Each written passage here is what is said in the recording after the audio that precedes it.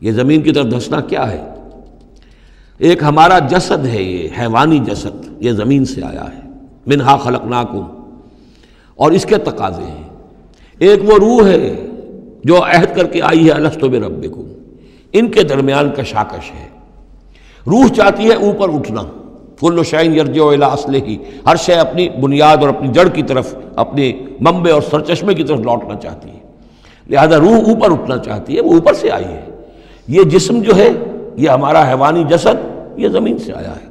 اس کی ساری توجہات زمین کی طرف ہیں، یہیں کا مال و متاع ہو، یہیں سے اس کی خوراک آ رہی ہے، یہیں سے اس کی تقویت کا سامان آ رہا ہے، ساری چیزیں یہ۔ اب یہ جو کشاکش ہے، انسان کی روح وہ اللہ کی طرف جانا چاہتی ہے، اور یہ جسم جو ہے یہ دنیاوی لذتوں میں، عیش میں،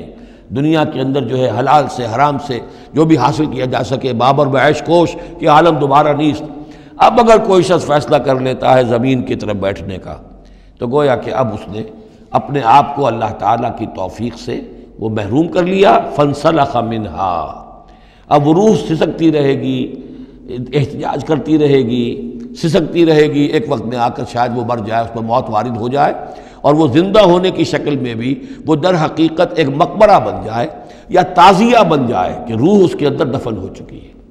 تو نظر آ رہا چلتا پھرتا انسان، حقیقت میں وہ انسان تو مر چکا، اندر روح جو ہے وہ دفن ہو چکی، اب جو چل رہا ہے وہ حیوان انسان چل رہا ہے، وہ انسان جو تھا وہ تو مر چکا۔ تو یہ ہے وَلَٰكِنَّهُ أَخْلَدَ إِلَى الْأَرْضِ، زمینی خواہشات، زمینی آرزوئیں، یہ نچلے درجے کی سفلی قسم کی خواہشات، سفلی آرزوئیں اور امنگیں، وَاتَّبَعَ هَوَاهُ، اور اس نے پیروی کی اپنی خواہشات کی، فَمَثَلُهُ كَمَثَلِ الْكَلْبِ، تو اس کی مثال کتے کی سی ہے، إِن تَحْمِلْ عَلَيْهِ يَلْهَثْ أَوْ تَتْرُكْهُ يَلْهَثْ، وہ ہر وقت ہی ہانپتا رہتا ہے، کوئی اس کے اوپر بوجھ رکھیے تب بھی ہانپے گا، اور ویسے بھی وہ اس کی زبان باہر نکلی ہوتی ہے، ہانپتا رہتا ہے۔ اسی طرح کا معاملہ ہے کہ اللہ نے تو اس کو اپنی نعمتیں عطا کی، لیکن وہ بدبخت ان کی قدر کرنے کی بجائے اس کتے کے مانند ہانپنے لگا اور زمین ہی کی طرف، اور کتا آپ نے دیکھا ہوگا چلتا ہوا سونگھتا جاتا ہے زمین کو، ہر وقت سونگھے گا زمین کو۔